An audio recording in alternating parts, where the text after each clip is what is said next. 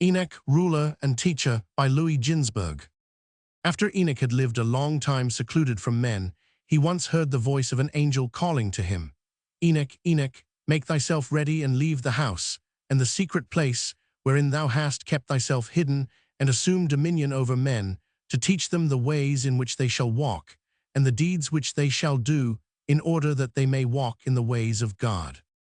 Enoch left his retreat and betook himself to the haunts of men. He gathered them about him and instructed them in the conduct pleasing to God. He sent messengers all over to announce, "Ye who desire to know the ways of God and righteous conduct, come ye to Enoch."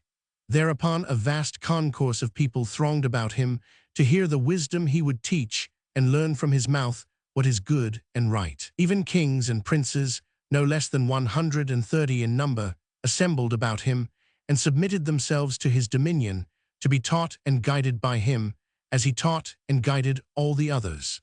Peace reigned thus over the whole world all the 243 years during which the influence of Enoch prevailed.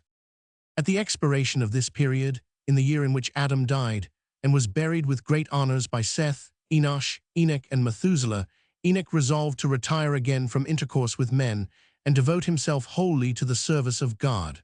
But he withdrew gradually. First, he would spend 3 days in prayer and praise of God, and on the 4th day he would return to his disciples and grant them instruction. Many years passed thus, then he appeared among them, but once a week, later, once a month, and finally once a year. The kings, princes, and all others who were desirous of seeing Enoch and hearkening to his words did not venture to come close to him during the times of his retirement. Such awful majesty sat upon his countenance, they feared for their very life if they but looked at him.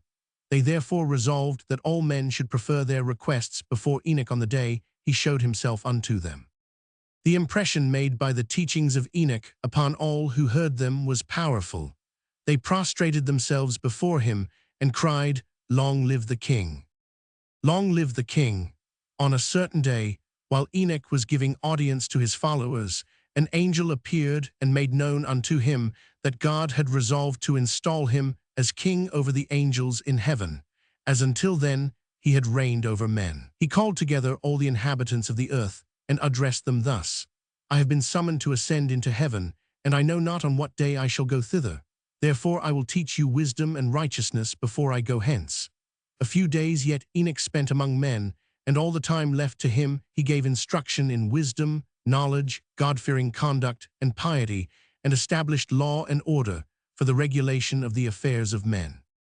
Then those gathered near him saw a gigantic steed descend from the skies, and they told Enoch of it, who said, "The steed is for me, for the time has come in the day when I leave you, never to be seen again." So it was. The steed approached Enoch, and he mounted upon its back, all the time instructing the people, exhorting them, enjoining them to serve God and walk in his ways. 800,000 of the people followed a day's journey after him. But on the 2nd day, Enoch urged his retinue to turn back. "Go ye home, lest death overtake you, if you follow me farther."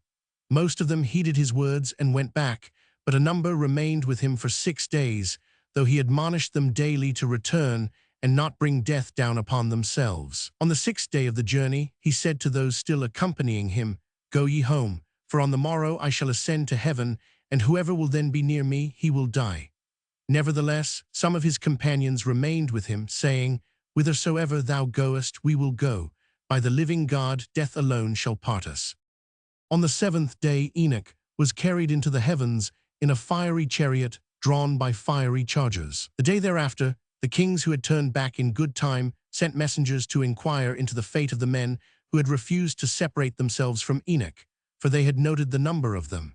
They found snow and great hailstones upon the spot whence Enoch had risen, and when they searched beneath, they discovered the bodies of all who had remained behind with Enoch. He alone was not among them. He was on high in heaven 59.